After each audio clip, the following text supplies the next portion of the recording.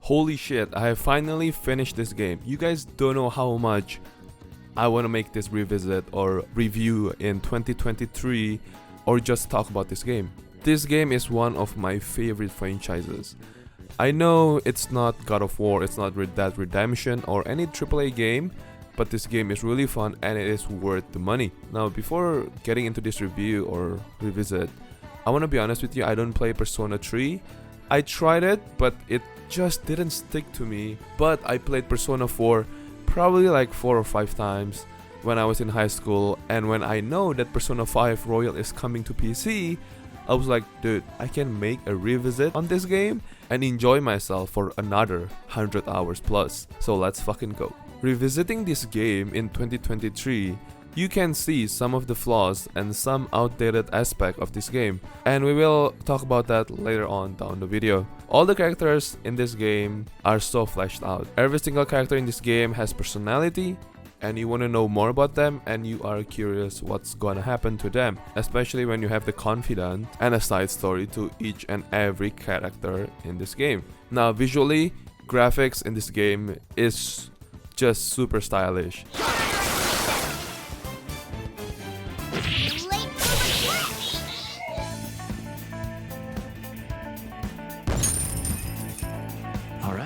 Even though it is not lifelike, at the time, this is probably the best looking JRPG. And even though it looks kinda outdated right now, but if you compare it to other games nowadays, like if you see Hi-Fi Rush, the newly released game, it has a similar art style, but it has more expression because it is also made in Unreal Engine 4, but not Persona.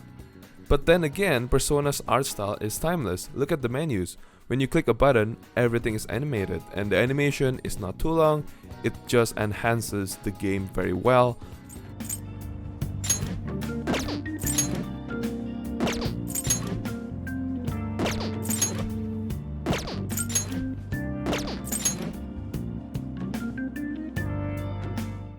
Overall, it is a good looking game.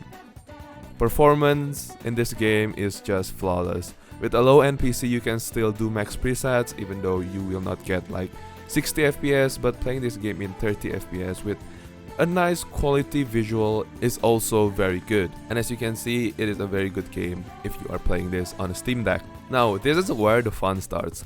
Gameplay. Combat. Combat in this game is a turn-based, which looks simple, but oh my god, the way they implemented the turn-based system is again very stylish. Of course, you have your persona, which is for dealing more damage or elemental damage, but you have this new gun system, and it is making the game more interesting too. Yes, you do have autoplay, but the autoplay in this game is only for your teammates, so you still have to control the main character manually, which is nice. And there is this assist thing to immediately pick the skill that you will attack their weakness if you have uncovered it. And you have auto rush for a combat if you are powerful enough, so you don't have to repeat over and over and over again if you want to grind. They have auto rush in any Persona game, but not autoplay. At first I thought the autoplay is dumb, but apparently no. Our teammates will always choose the skill for the enemy's weaknesses, and sometimes they also do like ailment skills so we can deal more damage. Ailment skills in this game is really important because if the persona doesn't have any weaknesses, you can just sleep the enemies and one of your teammates can do probably like shock attack or nuke attacks to deal more damage, which is nice. And if your HP is lower than 40%, they will choose a healing skill. This is what I say a good autoplay. So the way you encounter enemies is really engaging for me. It's not just hitting them so you get preemptive strike or preemptive attack. You need to hide like a real thief, then you can ambush them.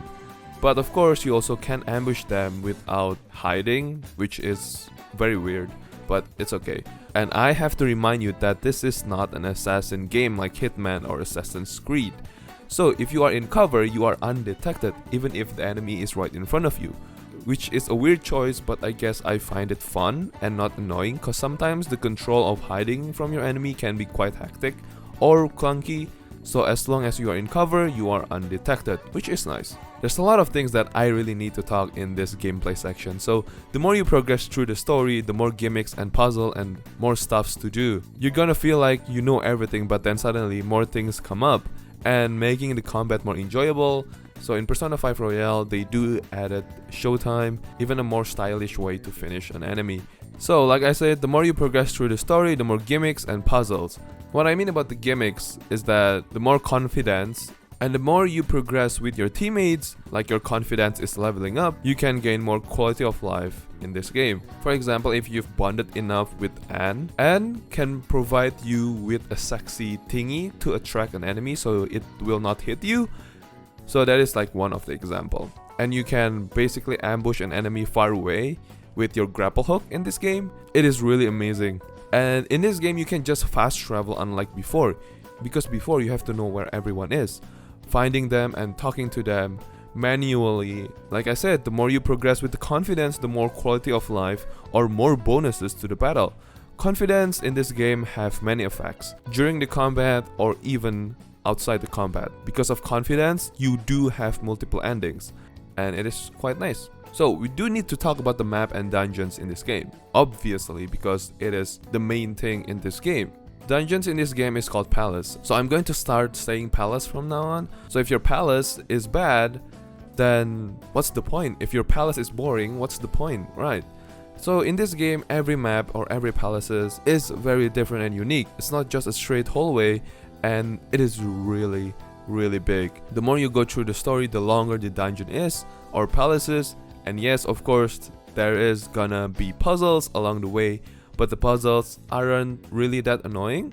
Just some simple mind bending, anyone can solve it. So I have no complaints at all for the map or palaces, and you feel like you want to progress more to know what's gonna come in the palaces, what kind of creativity for the palaces they have to offer, and of course more persona to fuse in the new palaces. So for me, I do enjoy progressing through the story, and I don't find it really annoying. Sometimes dungeons can be really annoying, or you know, can be really boring, like Soul Hacker, because it's only a fucking straight hallway. So with all this being said, what about the difficulty in this game? Difficulty in this game is very different. It's not only more health and more damage. I mean, yeah, it is in hard mode, but there's this one more thing in the difficulty, which is merciless. In merciless difficulty, you can one-shot enemies, rewarding you with the battle knowledge that you know, like the weaknesses of the enemies, because it will double the damage if you hit their weaknesses. And the way you capture persona in this game is interesting and not boring. You interrogate them and pick the right answer before you can capture them. If you fail, they either gonna run away or give you some shitty items and then run away, or money.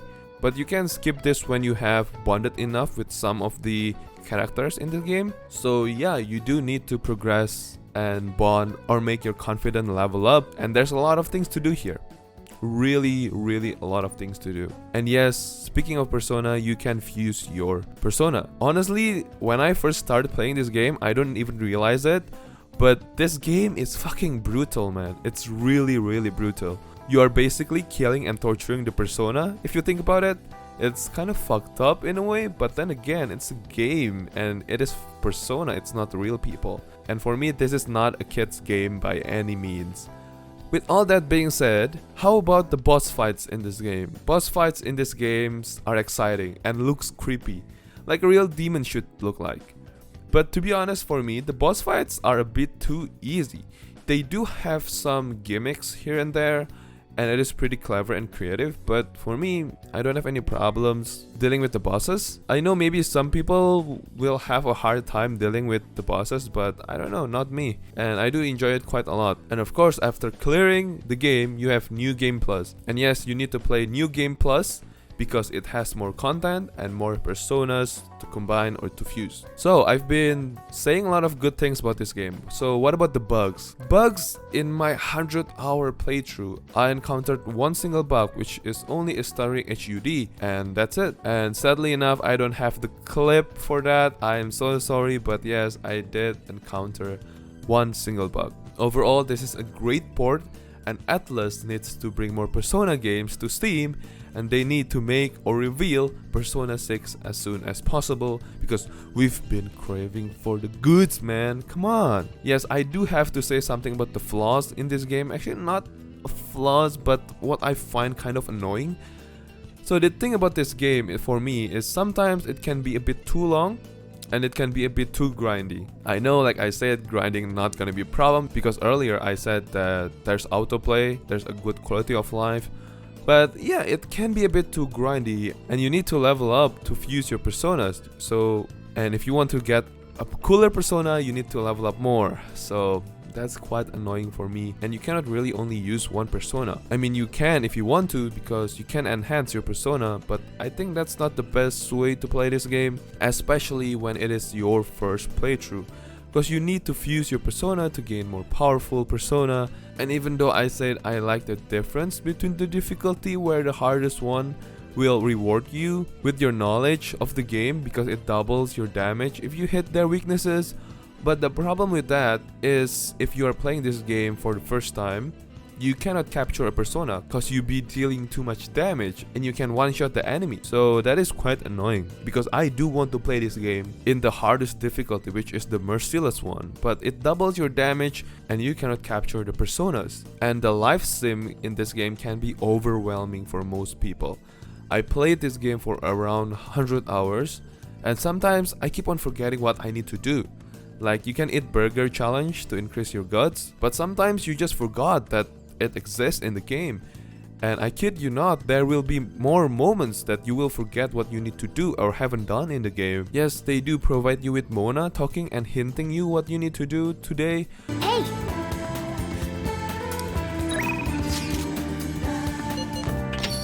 Now then.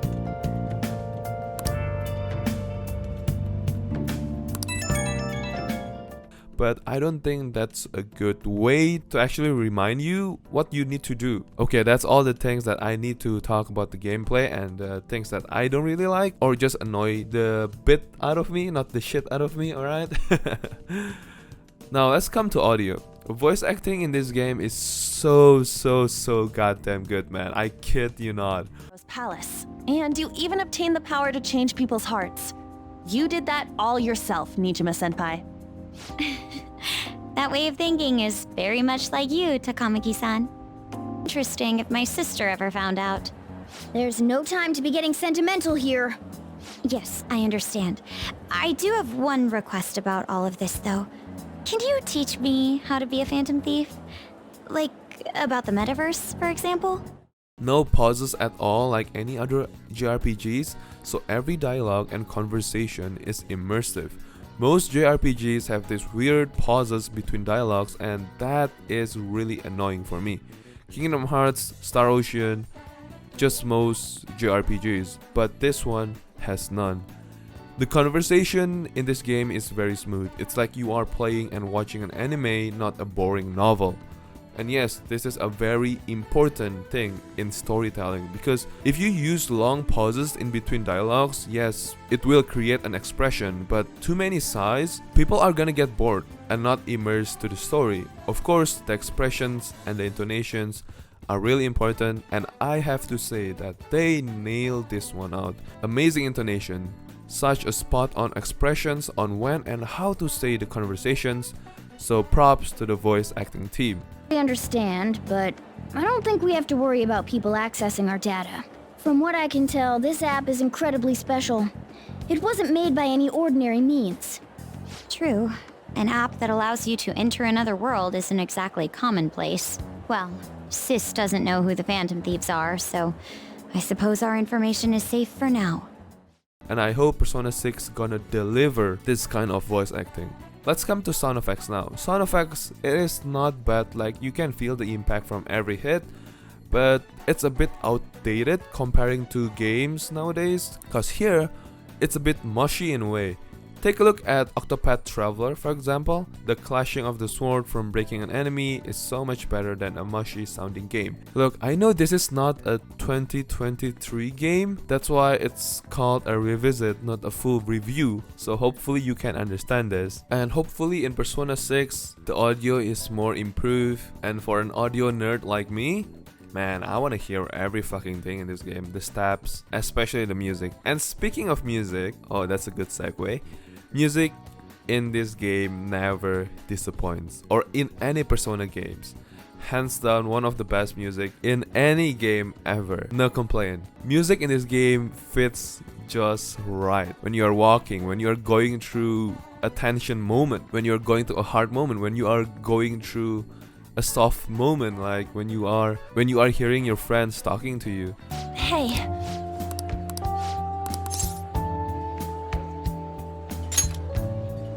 Oh. And when you are just roaming around the city. It sure was a crappy time out there. Oh! I finally found you. I was trying to find you so I could thank you properly for this morning. So, where'd the other people in your group go? Everything fits just right in this game for the music, even in Persona 4. So yes, that's my revisit about Persona 5. I've been so excited to actually do this, and I hope you do enjoy my revisit because I've been getting a lot of good feedbacks, but I do know I still have to improve because sometimes I really don't know how to connect between segues. But thank you guys so much for all the support that you've been giving me. You've been liking all my revisit, even Monster Hunter, even my first revisit, which is Final Fantasy 15. So again, thank you guys so much for all the support. Okay, that's pretty much it on this video. Hope you enjoyed it, and I will see you guys again on the next one. Bye guys.